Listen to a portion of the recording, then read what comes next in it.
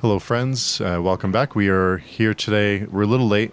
We're Saturday, Saturday Cinephile is a Sunday Cinephile this week, but it's okay. We're going to be discussing "Let the Right One In" from 2008, the not the English remake, but the original. So, I guess we'll be spoiling both. I think they're pretty similar. So, just a heads up. But Jose, will you start us off with an introduction, please? Yeah, thank you, Steve. Hi, I'm Jose. I run the Jose's Amazing Worlds channel in YouTube, and I talk about anything and everything I may be reading at that time, plus movies when the situation calls for it, graphic novels, whatever. And Layla. Yes, I'm Layla Ghoshi, editor of Validity Magazine and writer, member of Page Chewing. Yeah, lots of stuff. Yeah. Lots of stuff, yeah. So this one, I kept hearing that "Let the Right One In" is one of the best vampire movies ever made. I'm not sure about that, even though I enjoyed it.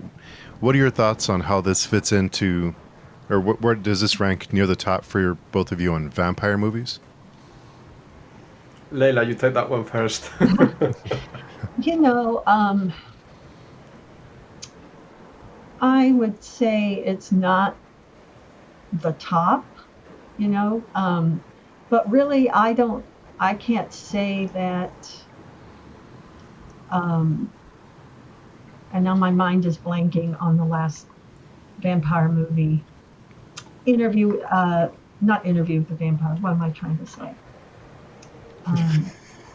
Anyway. There's a lot of them, yeah. Yeah, there's a lot of them. But, you know, I did think it was charming. It was a charming vampire movie. It had horror, but it was not overdone. Mm-hmm. Yeah, and there were things about it, that that I thought were just right. Yeah. So would you say top 10 in your all-time list? Would it have made the top 10? Yeah, it would have. Yeah. Nice. I think that's a completely different conversation now. Like, what are our top 10 vampire movies ever, But it'll be somewhere there purely on, I think, originality grounds. Because it's a vampire movie in the way I like my vampires. They are threatening, they are scary, they are evil. But they've made a teenage girl or pre-teenage girl. I mean, the age is a bit uncertain. But, your main vampire is this sweet-looking 12, 13-year-old girl. But she's still bloodthirsty. She still has to kill. She still can rip people's heads and arms off when needs be. So it's certainly, for me, way better than Twilight or any of that sort of sexy vampire crap that I can't stand. That was it. But I think one of the merits of the movie is that seemingly it was done on a very low budget. The original Swedish movie, I mean, I haven't got the figures here. I'm sure we could check it on Wikipedia what the budget was. But I think in juxtaposition to what's going on in Hollywood these days, you can still make a good, effective movie on a low budget. You don't need to spend hundreds of millions. And I think the movie succeeds very well with the means that it got made with. Yeah, Twilight was what I was thinking of, which there's no comparison. No. I love this film much more than Twilight. And Yeah, and I think, sometimes I think Hollywood now has gone down so far down the blockbuster route that they're not willing to take risks and give a creative director, and also they'll be taking less risks because these big budget movies, when they flop, well, it's not even that they flop, but they need to make so much money in order to be profitable that Right. they probably would be better off making 10, 20 million budget movies than making one 200 million budget movie. yeah. but I'm not a Hollywood executive, thank God. So That I was don't have to something make that decision. yeah, something I actually really appreciate about this film and enjoyed is the scenes, the shots of you know each scene, and there was lack of movement, but I'm not saying that in a negative way. Like I liked how it focused on the glittering trees, or you'd have this shot of the interior of their room or their home, and maybe that was due to budget, but it also helped. It just helps the story move in a certain way, and it gives it a certain feel and perspective. And I like that. I like when films do that. I don't know if it's done because it's low budget, but I tend to prefer that actually. So It kind of the setting and the environment kind of reminded me of 30 Days of Night, because you do have that same. It seems very cold, and it's like if you stay outside too long, you'll die of from the cold, or and a lot of the yeah, shots outside were wide shots, and you could see like the emptiness. It was just snow, and yeah, it seemed like there wasn't a world around them. Like they were like isolated, so it gave it that kind of like looming feeling of there's no escape, like there's nowhere else to go, and the environment outside is as dangerous as the vampire next door in a way, yeah. because it's not like you could just run somewhere, and it's very so far very isolated, and everyone's kind of packed in. Yeah. I love too, there are so many little details. Oscar's nose was running like at least a third of the way through the film, if not more. I don't know if anyone noticed that. It's like, somebody get this guy a tissue. And but it really portrayed sort of how he's between being a child, right on the cusp of, adolescence, and also just sort of contributed to his, I guess, nerdiness in a way. But again, that's the camera just focusing on him and letting you, take in those details. And the same with Ellie and really, everyone. But I did enjoy paying attention to those details. Yeah.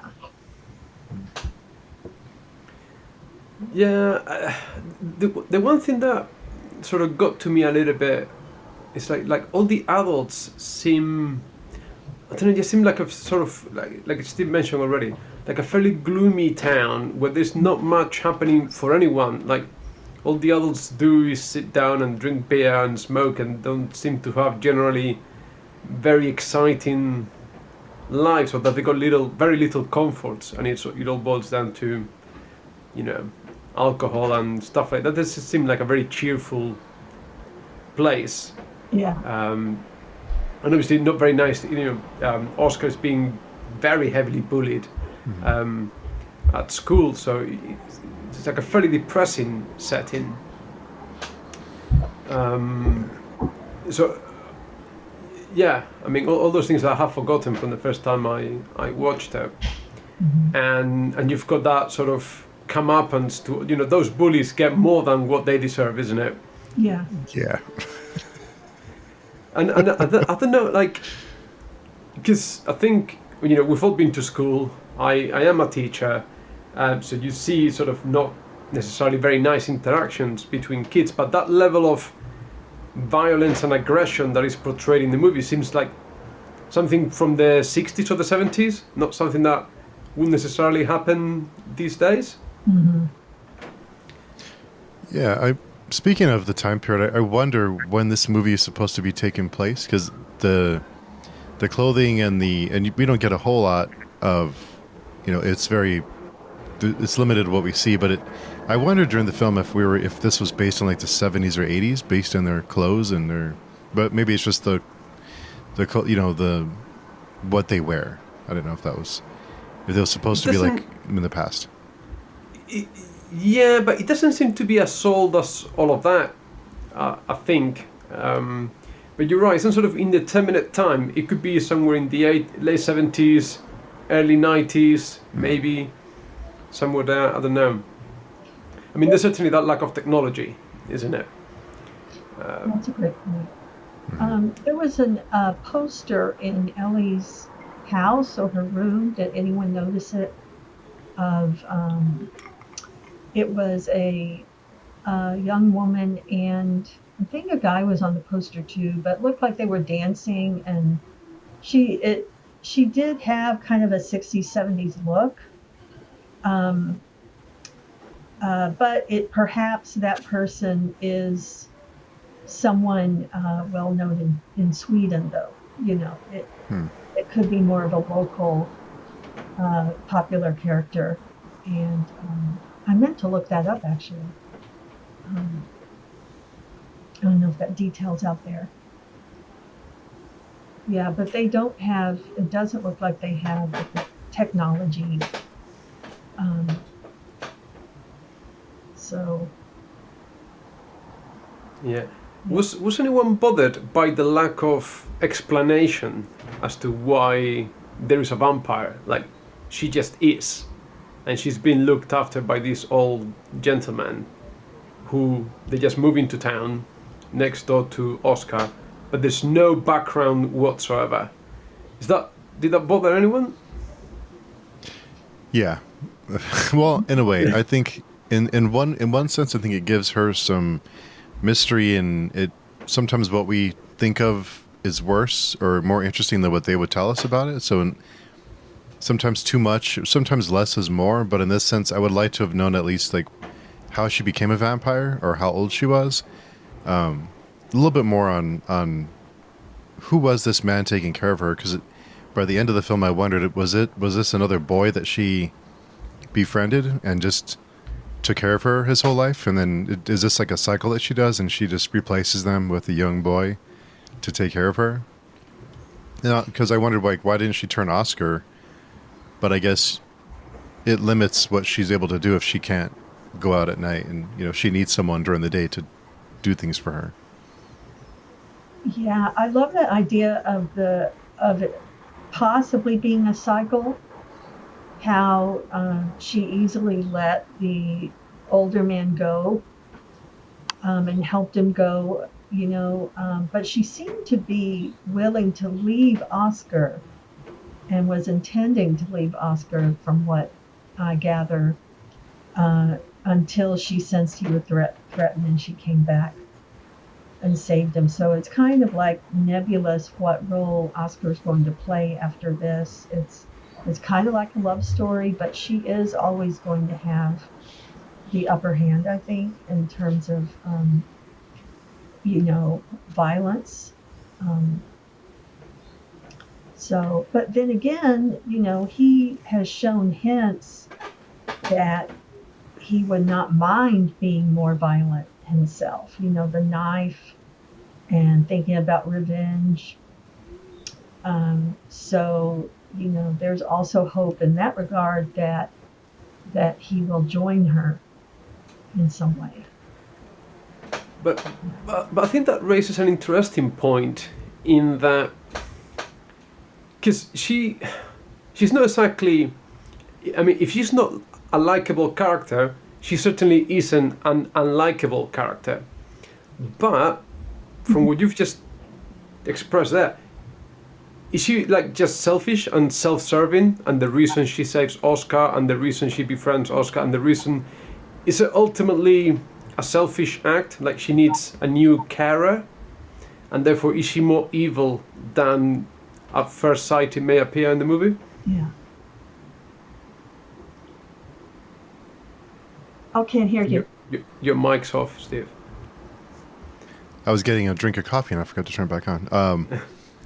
No, I wondered that too. Is she supposed to be a sympathetic character? Are we supposed to be rooting for her? Because she seems more like a predator. Because I wonder with the bullying, did she choose Oscar because of his tendencies, because he was prone to violence and she felt like she could isolate him and take advantage of him, or did she really care for him? Because I wondered with the bullies, if she waited until the right moment to where that came to a peak where she could step in. She waited for that to develop and keep getting worse and worse and worse until she's the only thing that can save him, or at least he thought the only thing that could save him was her, and he would be, I don't want to say in debt to her, but he would be, she would be his hero or whatever, and she would be able to kind of, like he would be her next carrier. Yeah, because he the actor played it well, I think. I mean, he really, even after the bullies were killed, to me, he still kind of had just a vacant look on his face. He was happy about it, but he still kind of an immature way of looking at her, floating in the pool, just kind of smiling, laughing, and I don't know. So I don't see him as like a proactive person. But I do see that he did have some, I guess, assertiveness when he realized she was a vampire. It seemed like he, was accusing her of, like she wouldn't let him out, and he's like, "Are you going to let me out?" Or and so he seemed to be separating himself from her there, which I think took some gumption. But then I think he truly cares for her, and as for her, I really think she's too jaded to be innocently in love, so I do think there's a motive behind it as well. Yeah, I think I just got like so many things going through my head as you guys are talking. So point number one, I do not necessarily agree that Oscar has got violent tendencies. I think he's a boy that has been pushed to the limit. Mm-hmm. And if he's violent, it's because of everything that has been happening to him, that has been building up.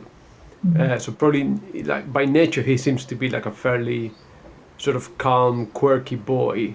Mm-hmm. And the fact that he is willing to, he takes the knife and engage in that sort of retribution is a product of what's happened to him, not his nature.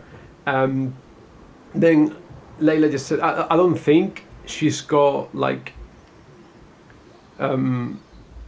deep feelings for him, because she mentioned that she's really old, so she'd be quite jaded, isn't it? Yeah. Who knows how many carers she's had. So I think the more we talk about it, the more it reinforces my opinion that she is very selfish and self-motivated.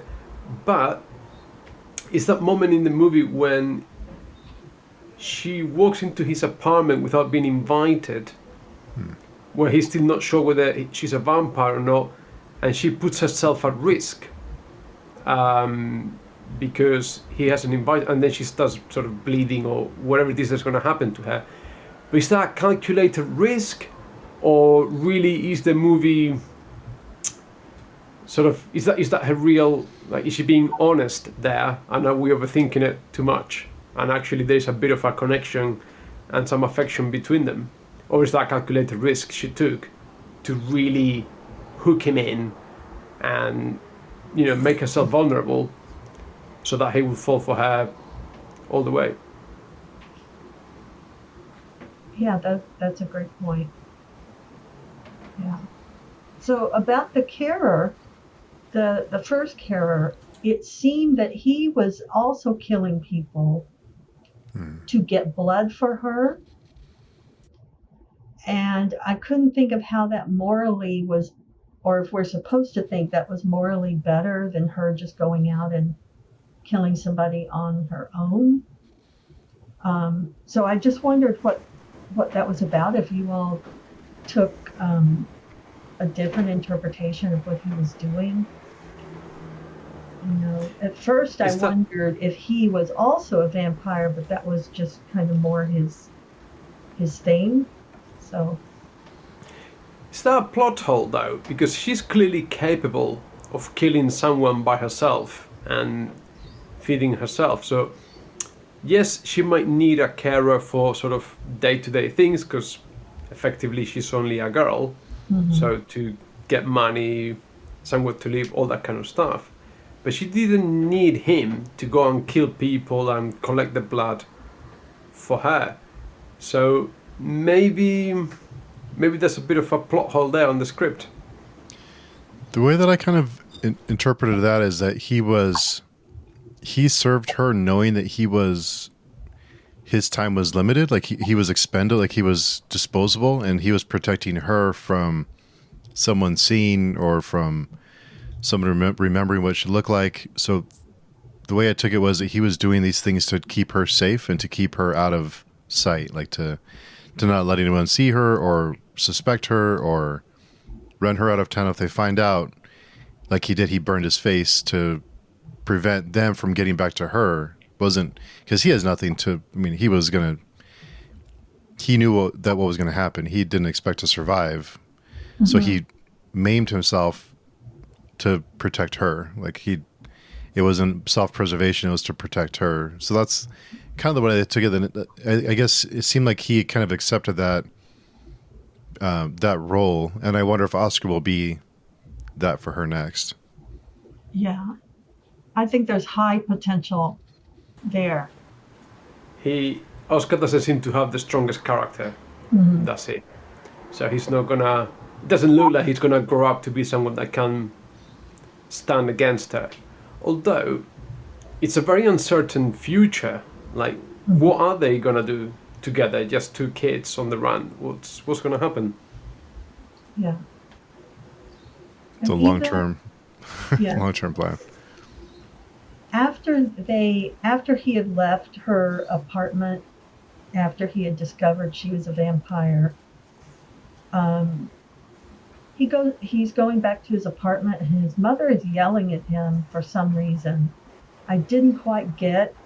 Oh, I think it was after the guy died in when Ellie killed the guy in her apartment. And then he left. And speaking of plot holes, I really felt like, first, I didn't know how the guy knew to get to that apartment, how he knew that she was the girl.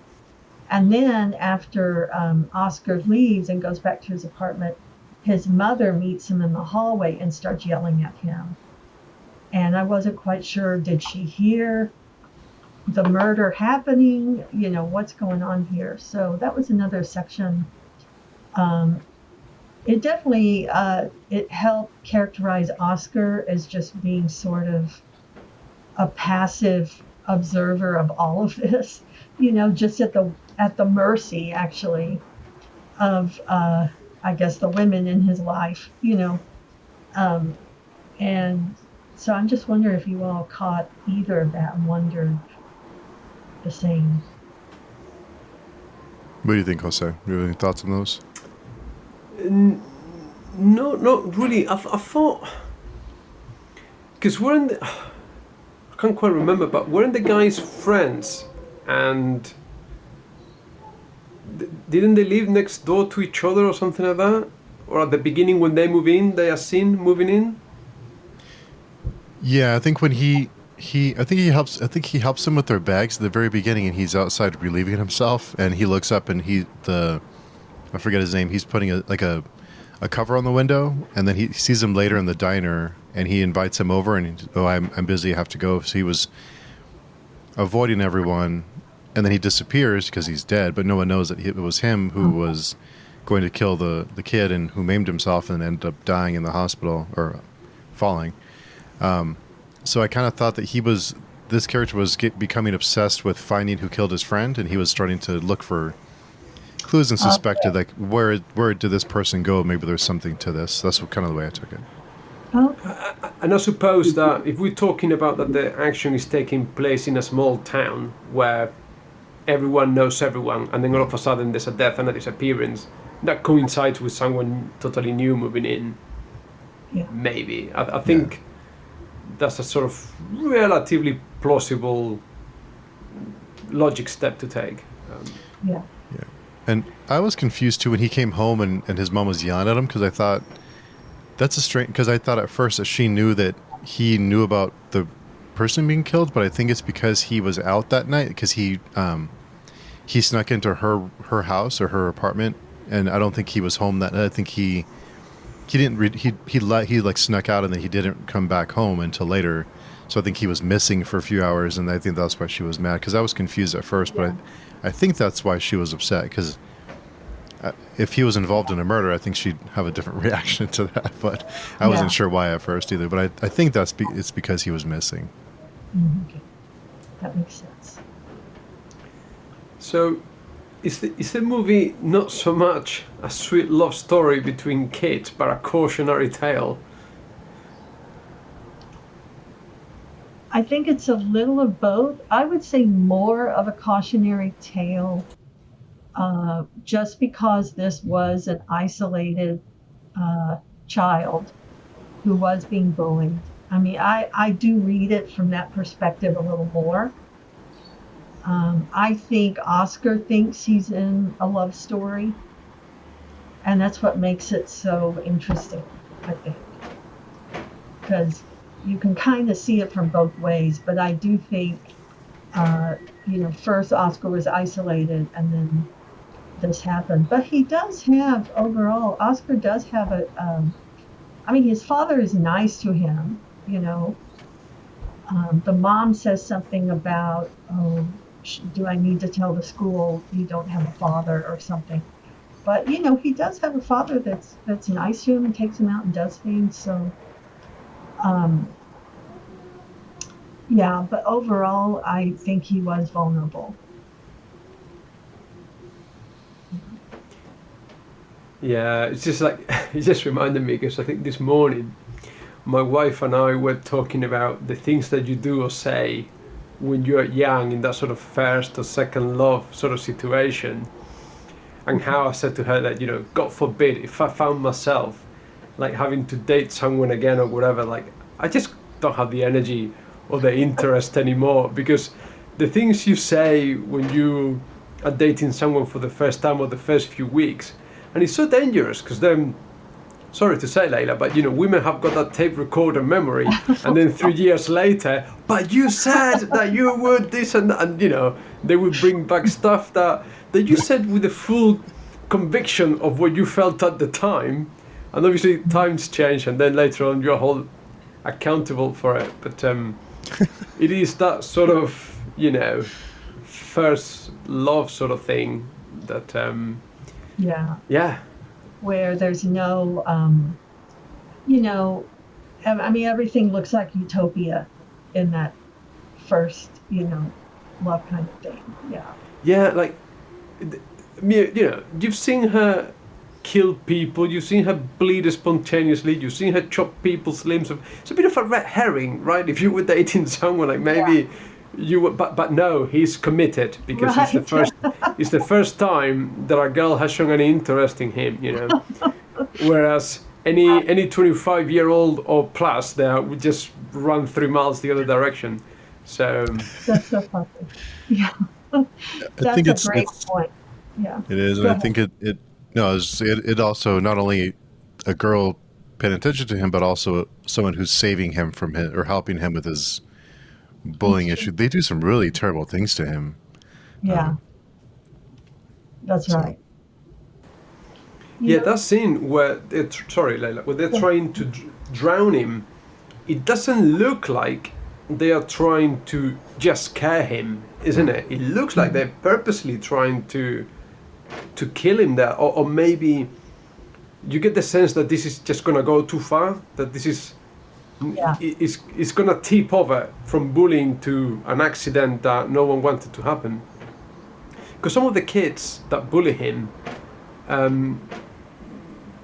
it does get too much for some of them, isn't it? I think there's a scene where they're hitting him when they go on a trip with the forest, where they hit him with once they draw blood, like some of the bullies go like, oh, we've gone too far, this is not fun anymore.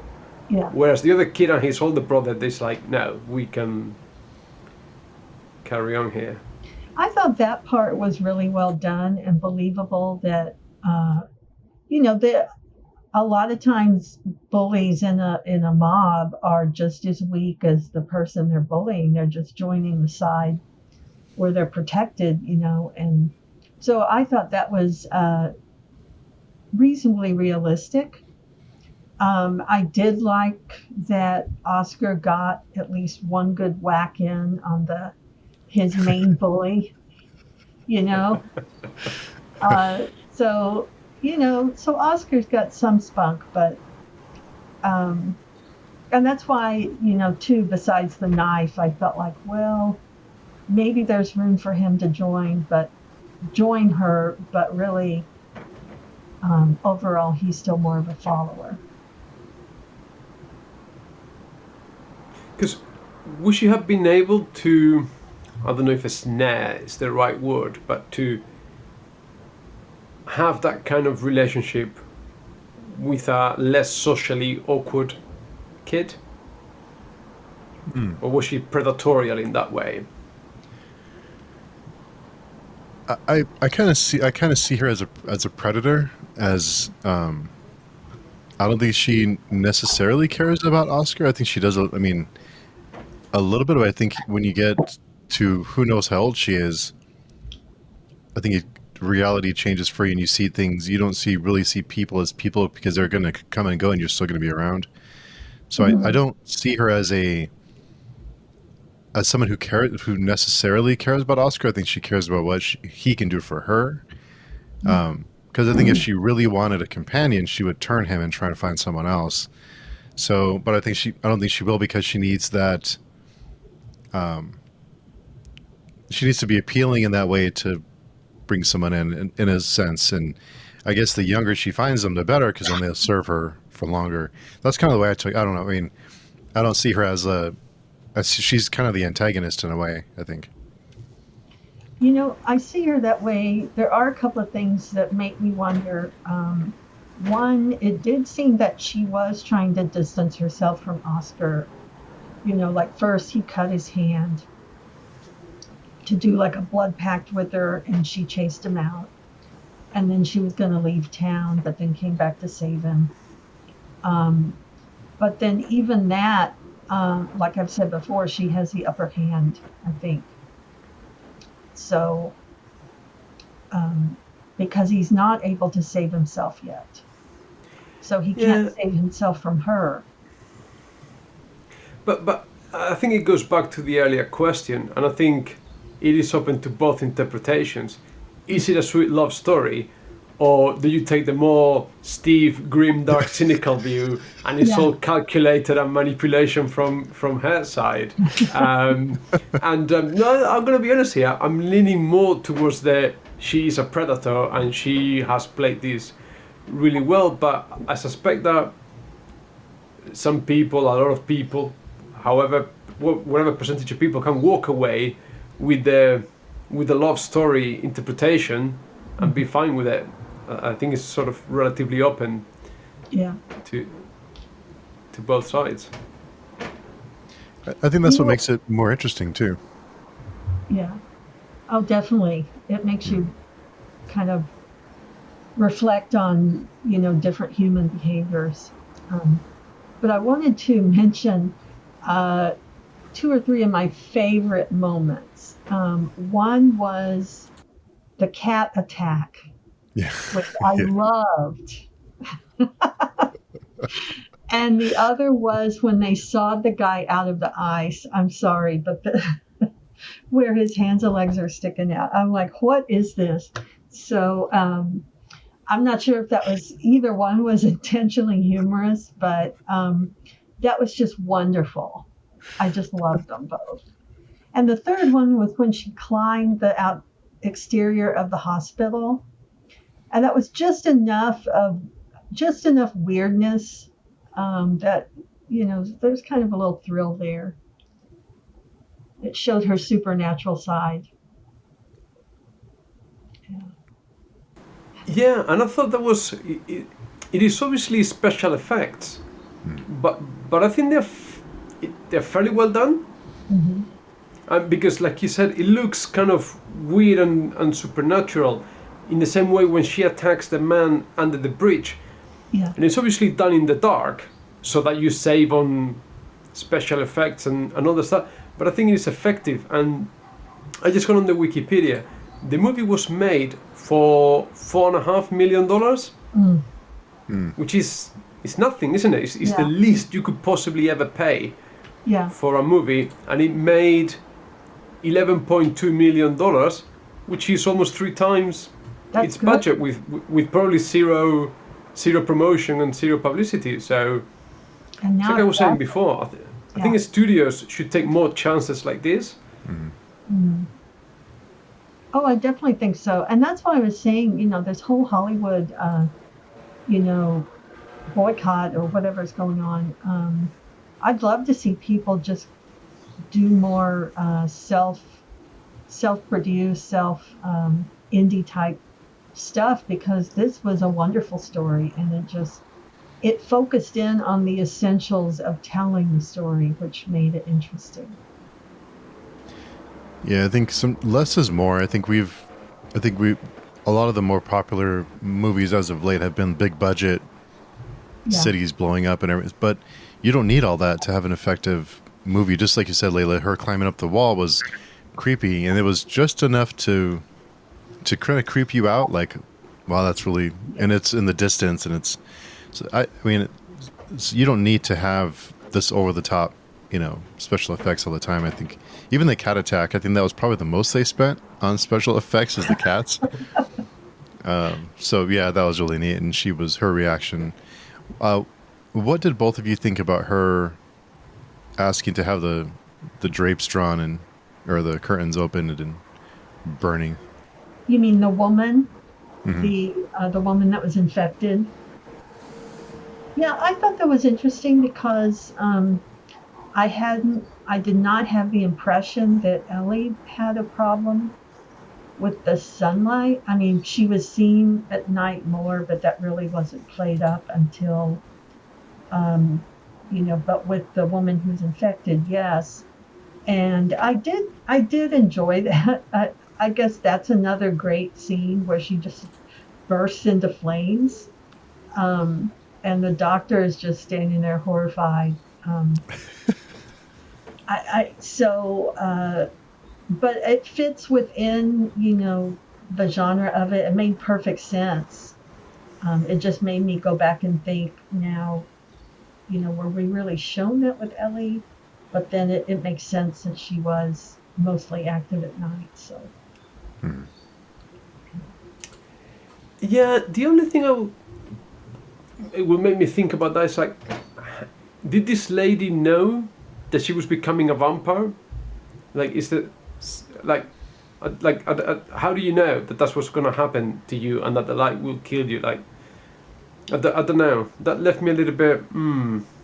How do they know what's going on? Yeah, and it also led me to wonder, would Ellie burst into flames?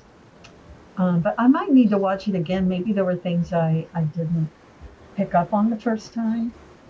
But, it did make sense to me with the infected lady that she would think it came as a result of the bite and that something was happening. I interpreted her eyes being sensitive to sunlight at first until she just first immolated, so. Yeah, I think the light hit her finger one time and she kind of pulled it away, but she I know she said she didn't want to live anymore, but I wondered, did Ellie know that she didn't finish the job, or did she not realize that the woman is going to turn, or did she care? There's a lot of unanswered. In the same way that we have an unanswered ending and we have an unexplained beginning, we have a lot of unanswered, well, not a lot, but some unanswered questions along the way, isn't it? Yeah, it's, coming back to Malazan, it's kind of like Malazan in that sense that they're waiting for this answer, but the story still holds together, I think. But it does leave us with so many unanswered questions. And I do kind of see that as more, that to me is more realistic. I mean, if something like this happened in our towns, there would still always be questions. Why did this happen this way? Who was this? Who was that? Who did this? Who did that? So I can live with it in this story. There are sometimes, there are other stories where if the ending doesn't make sense at all, you'll go back and blame the plot holes. But this is one where I think it still works. But does it open the possibility for an expanded universe, like a sequel movie 20 years later, or a prequel movie, or some kind of...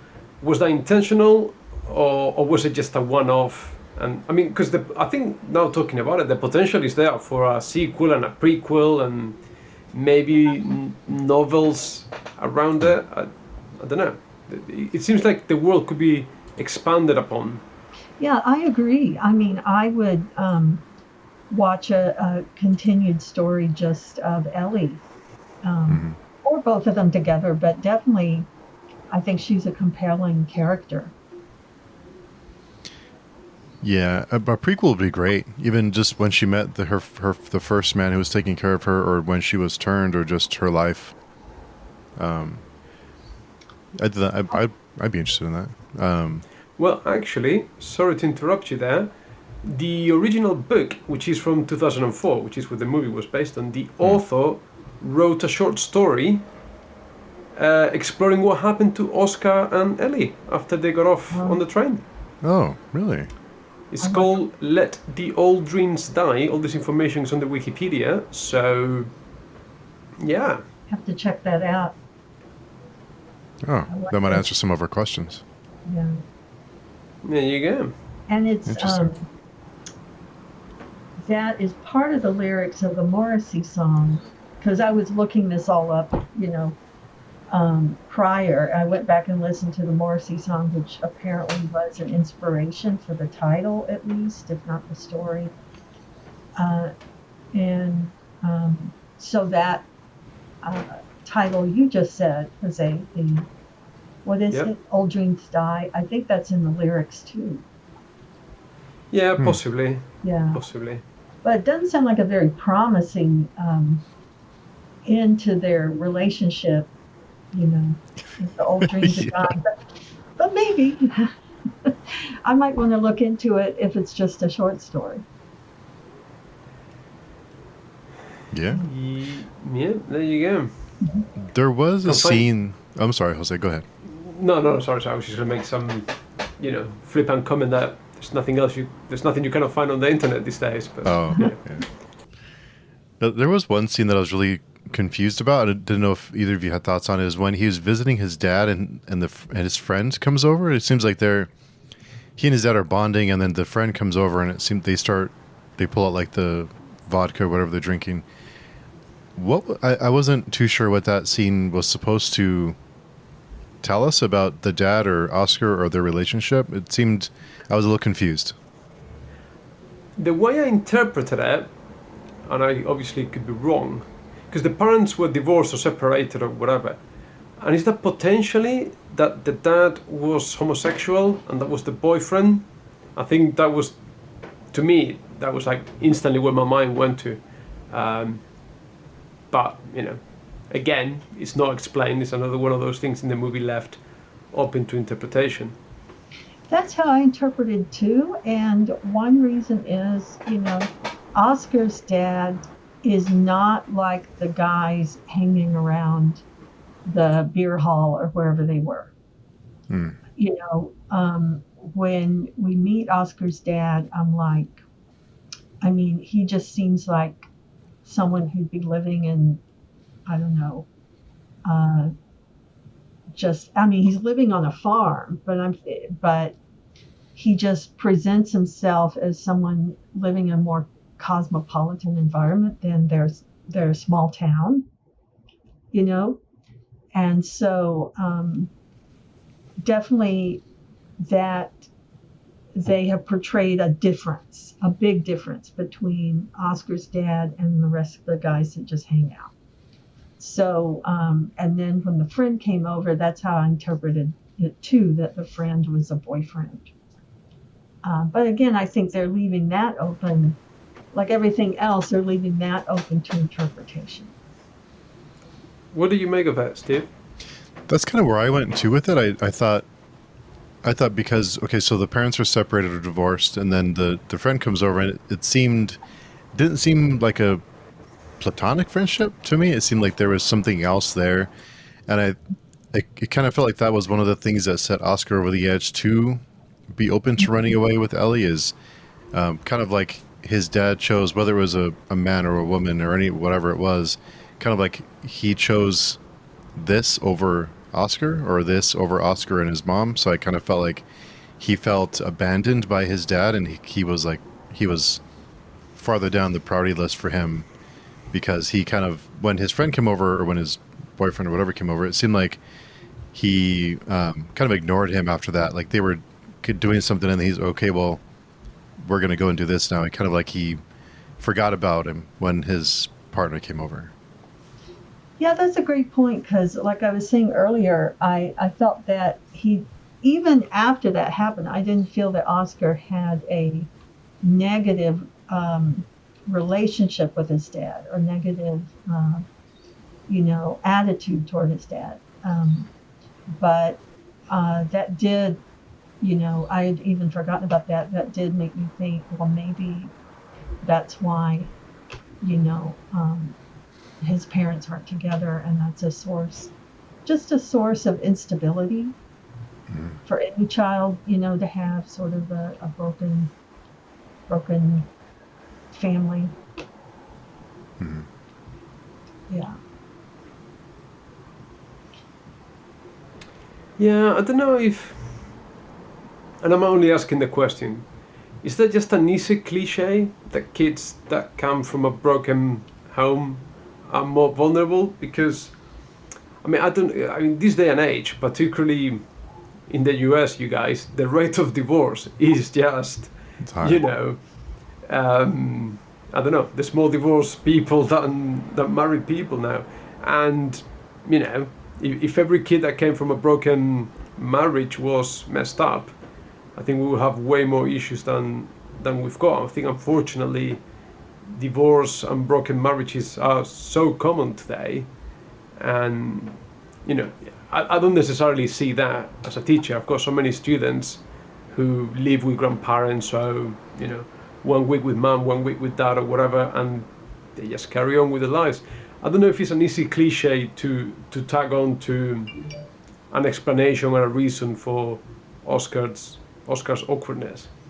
Yeah, I mean, I agree with you, because my overall impression, like Oscar gets in trouble at school, he talks to his dad on the phone. I mean, there's not any sense of real negativity between him and his dad, where it would make him feel like, sometimes if a parent is a bully, then you're more likely to have bullying at school, because the kid doesn't have like that home environment,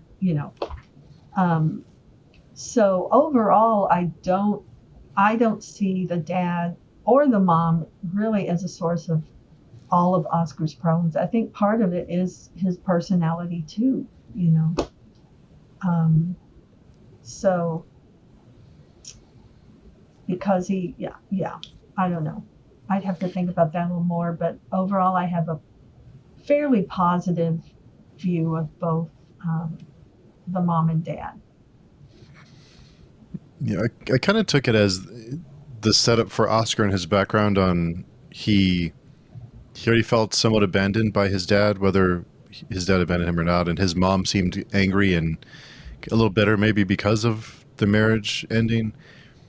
And I kind of took that as a prime candidate for Ellie to isolate him and to become a place of comfort and support for him, where he didn't feel like he had it anywhere else. So he perceived, whether it was real or not, he perceived his mom and his dad as like this broken he kind of something they were playing against each other, like they didn't really get along. So he felt isolated already. So along with the bullying and everything else that was happening in his life, it seemed like, again, going with the Ellie's a predator approach, he's the perfect candidate for what she needs, because he would be an easy mark for her because he is being bullied at school. He really has nowhere to turn. His mom and his dad are both kind of, there's no kind of unity together with them. They don't really seem like they work together, even separated as a unit. So it seemed like she could pull him in, and he wouldn't feel as bad leaving if he had a mom or a dad, one or together or separate, that really felt like they were supporting him. Because his mom, for all the things that was happening to him, she had no idea that he comes home with this big mark on his face, and I fell at recess, and it's like, oh, okay, whatever. Like, she didn't really push him on, like, it didn't seem like she was really active in his life for whatever reason. So I kind of took that as he kind of setting up his background on, he felt like he had nowhere else to go. Like, okay, sure, like, let's get on the train and put you in a box and I'll take care of you, and we'll, I love that. Yeah, so that's kind of the way I took it. But again, I think the case could be made for it being a legit a happy love story, that they had this childhood bond, and she was the only friend he had. And so you can make the case either way. I think that she genuinely cares for him, or that she does this every 70 or 80 years or so. Well, here's another way of looking at this, because, this is great. We have our bullies who, just from my personal perspective, no evidence, generally do not have good home lives either. If a kid is out there, and is so maniacal that they're, going to be hitting somebody with a whip and whipping their face, and I don't know, there's something, especially at that age, I don't know, there's something wrong there, somehow, where a parent isn't paying attention to that child either. So if we're going to, let's retell this story from the bully's perspective. Here they are trying to, acting out what may have happened to them at home, and then one thing leads to another, and a vampire kills them at a swimming pool. That would make a good story too. So I feel like in this film, you could almost look at every character as,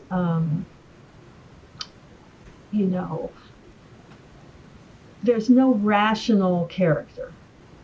There's the guys hanging out too much at the beer hall, there's the teenagers not asking why their friend has been hung upside down. Yeah. And almost killed, Then there's your bully. So I don't know. But ultimately, I guess what I'm saying is I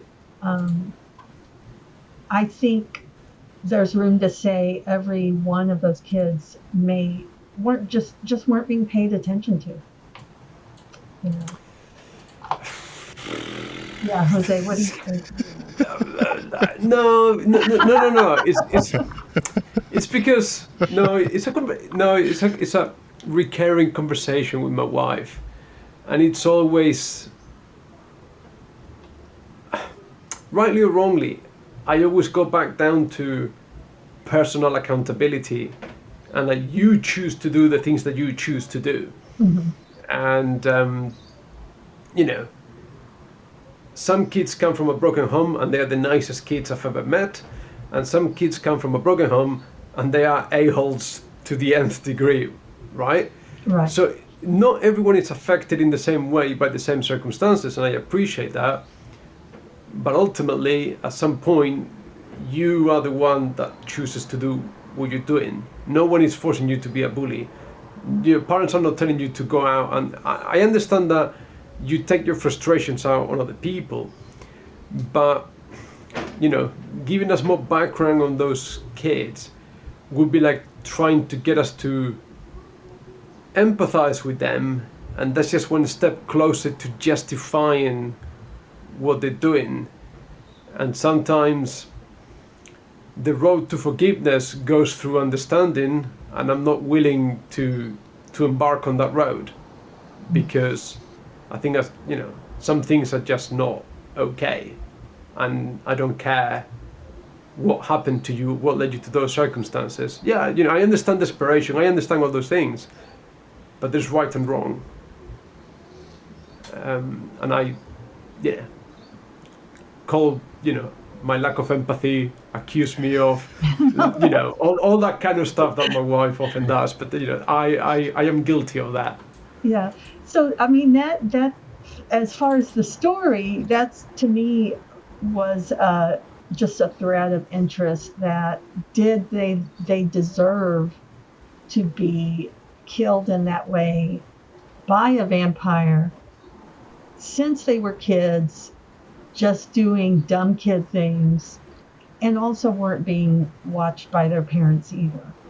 So that's another, I think, moral question, just to ask ourselves if we celebrated the bullies being killed. But yeah, because that's not even an eye for an eye, is it? No.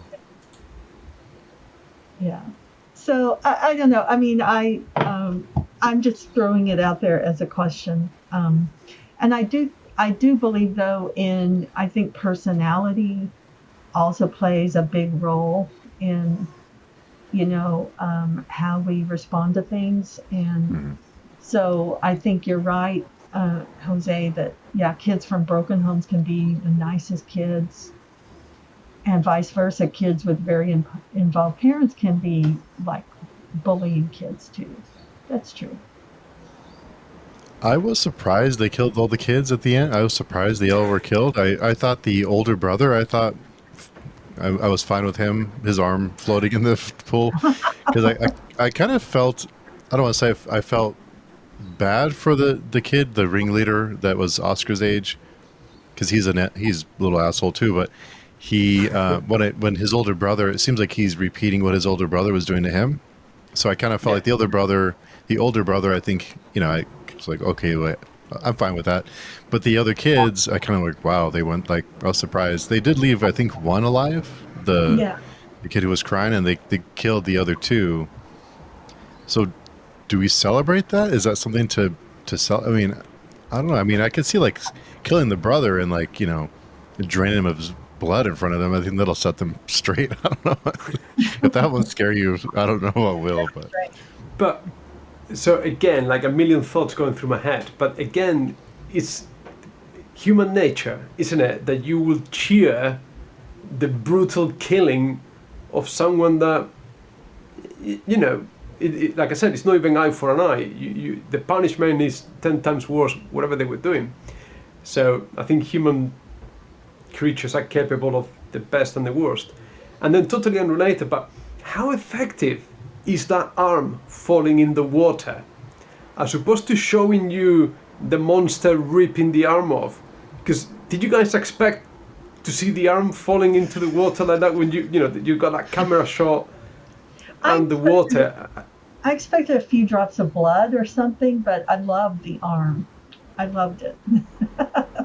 When I saw the severed head, yeah, that was cool. When the severed head plops in the pool, I thought, okay, like, whose head is that? And then, so that was neat. I love that it was subtle, if that's the right word to use, but effective. I think, and I think that's the nature of having a low budget. Like, you have to get really creative if you want to go for impact and effect without it looking cheap and laughable. And it just goes back to my previous point about giving creative people not hundreds of millions, but just enough to, like, make their ideas work and force them to get really creative and because I think the movie works really well, and I think if it had a much bigger budget, then they would have gone for full splatter gore or whatever, and then you go like, it's not quite the same. Whereas the image of the head and the arm is just like, wow. Yeah. I think. Anyway, So sorry. do you think they avoided having Ellie look too vicious? I know she kills the two people. Well, she actually kills the one person. She tries to kill the woman. She survives. Do you think they shied away from showing what she's capable of to make her more sympathetic?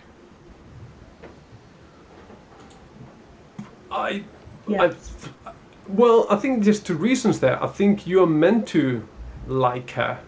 I think because if the movie gets you to hate a 13-year-old girl, you'll probably feel quite dirty about yourself. That she's also meant to be some kind of victim, isn't it? Mm-hmm. Yeah. And if you found yourself disliking a poor 13-year-old girl, the movie wouldn't succeed. Whereas they get you to empathize with her in a way. So I think both for budget reasons and for emotional reasons, I think quite cleverly they moved away from those scenes. Yeah. And they do say, though, I mean, Ellie does say, I'm not a girl. They give evidence that she is something more than what we see, because she tells Oscar she's not a girl. She tells him that a couple of times. We do get the sense that she's some kind of spirit, or some kind of spirit has a hold of her. I'm not sure which. But if she doesn't age, there's definitely some kind of magical quality there. So, but it's an undercurrent, and that's what I like. It's subtle enough where like we've said, what she's capable of, but you can still like her and even feel for her. I loved how they just made her look so exhausted and pale, and the special effects of the blood around her mouth and all of that was really realistic. Yeah. Mm-hmm. What did both of you think of the little egg that she has that you said if you sold this you could buy a nuclear power plant, and it looked like a little egg on a little stand, and then she touches it and it falls apart, or he touches it actually, and what that meant, what the significance of that was, because she tells him to touch it, and when he touches it, it opens and it kind of falls into pieces. I wasn't sure what that meant. Yeah. Yeah. The contents were rings she'd stolen from people, I guess, precious stones. I did think it was bizarre that they used a nuclear power plant as a measure of expense, instead of, I don't know, just anything else. You could buy the Eiffel Tower or just whatever, So I just found that to be very quirky and weird, but in a good way. But yeah, the egg, I think I'll have to think on that a bit more. I'm not sure if it symbolized anything. I don't know, maybe it's just a metaphor for the transient nature of material things. Mm-hmm. When you are some kind of however many centuries old creature, and some kind of meditation on the material versus the spiritual. But I think it's such a, I don't know, I remember it now that you mention it, but I don't think it's one of the bigger themes of the movie. And now that you talk about it, I'm not quite sure how it fits in the overall narrative there. Maybe in the book it's got a bigger prominence, I don't know.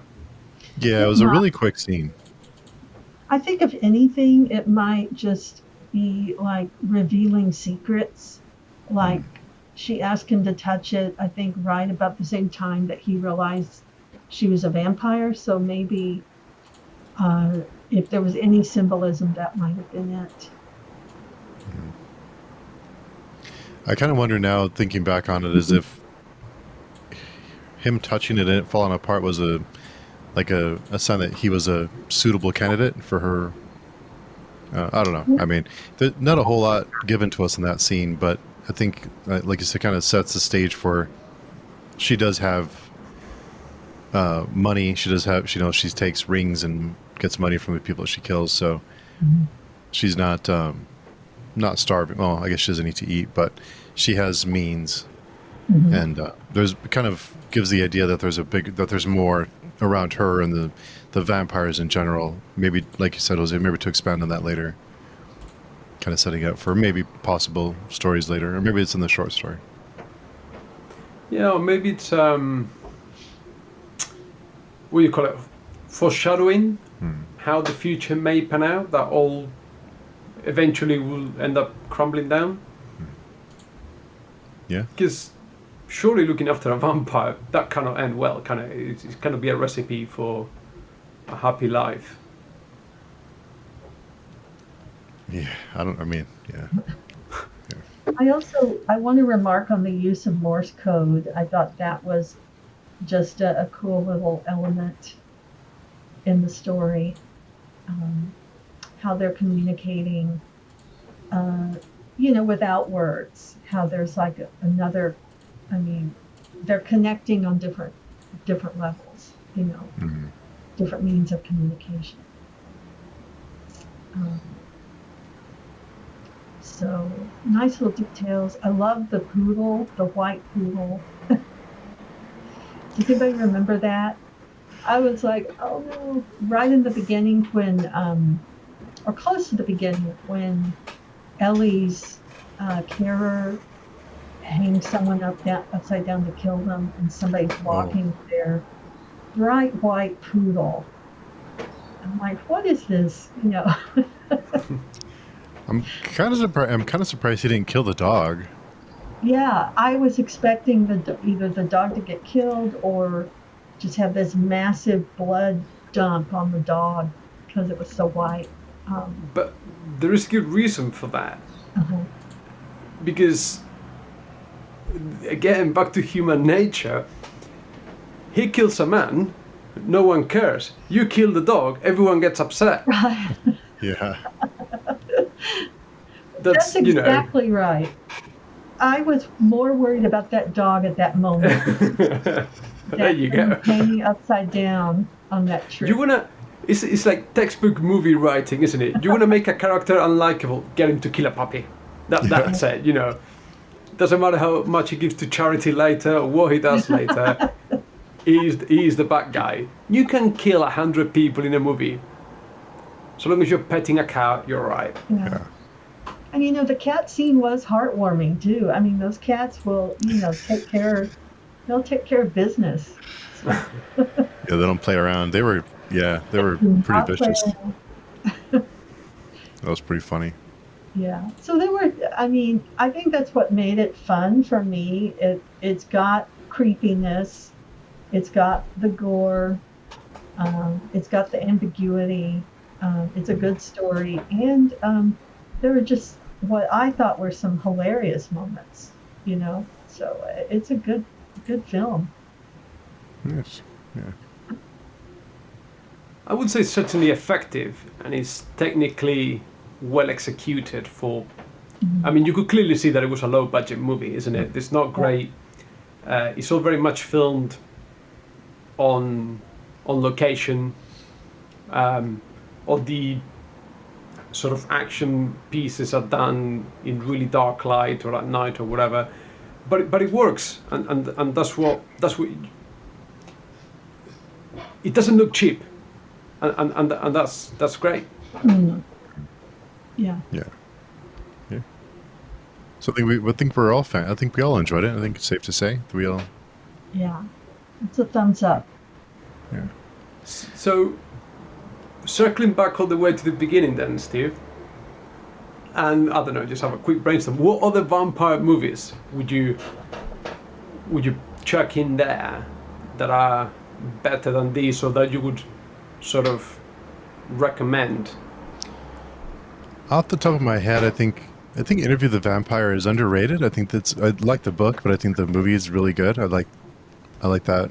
The other movies in that were made aren't as good, but I thought Interview the Vampire is probably if not the top of my list, like near the top. I haven't seen it in a while, but 30 Days of Night is pretty good, although I have issues with the end.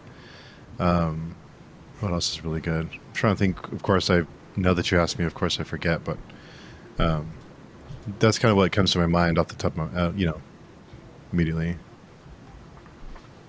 What about you, Layla? Yeah, the two that came to my mind were Twilight and Interview with the Vampire. I think there are, what was the recent zombie / vampire film? Recent. I'll have to go back and look at that. But this definitely fit the bill for me in terms of a vampire who walks among us and is horrifying and likable at the same time. Yeah. So this is definitely up there. Just looking over the kind of lists of the Lost Boys, I guess can be. It was okay, I guess. Only Lovers Left Alive was pretty good. It's another one that's more about companionship and less about being a vampire, I guess. There's a lot of others on these lists I haven't seen yet. I forgot about the Lost Boys. No, but this is my expectation of a vampire movie because I'm not, going back to Dracula, I think Dracula's old-fashioned now. I don't know if it's sacrilegious to say that, but what I do like about the Twilight trend is sort of bringing the modern take on vampires. That it's not this guy walking around in a cloak and all that stuff, but just this ordinary, even appealing person who also has like this terrible affliction. A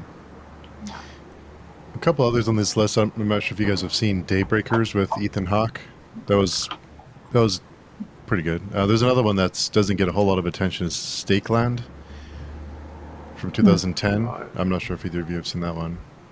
It's where vampires have taken over. A couple that stand up, but a lot of the ones on these lists I haven't seen yet, or 30s and 40s. Right. From Dusk Till Dawn, I forgot about that one too. Yeah. Although that's certainly an interesting take on the vampire movie, isn't it? Yeah. So. Yeah, but this is a good one. Yeah, pretty good. Well, cool. Okay. Yeah, good stuff. So, anything else you guys can think of? No, Thanks for suggesting this one. I enjoyed it. Yeah, it always amazes me how much comes out when we have these conversations. Yeah. That all of a sudden Steve will say something or Layla will say something, and then it's like, oh my god, yeah, and then things that I don't think about when I'm watching the movie. But when you guys mention it, it opens up the conversation, and it always amazes me that, we're spending almost an hour and a quarter talking about the movie, and when we start, I'm always thinking, how are we gonna make this last? Like, but I suppose that's why you have conversations, isn't it? And that's why you talk to people, and it does expand the whole thing. So I'm really appreciative and grateful to being here. Yeah, definitely. I feel the same way. Yeah, it's always like, how are we going to fill in even like 40 minutes, and then here we are almost an hour and a half later, find all these topics to talk about. But so until next time, Jose, where can people find you? Where's the best place to find your stuff? Best place to find me, thank you, is in YouTube at Jose's Amazing Worlds, and on Instagram it's jose.amazing.worlds. That's where I am most of the time, and obviously on the page chewing.com forums. Awesome. And Layla? On social media and on page chewing forums. Awesome. Well, thanks both of you for making time out of your Sunday to come in and chat. Really appreciate it. So until next time, we'll talk to everyone soon. All right.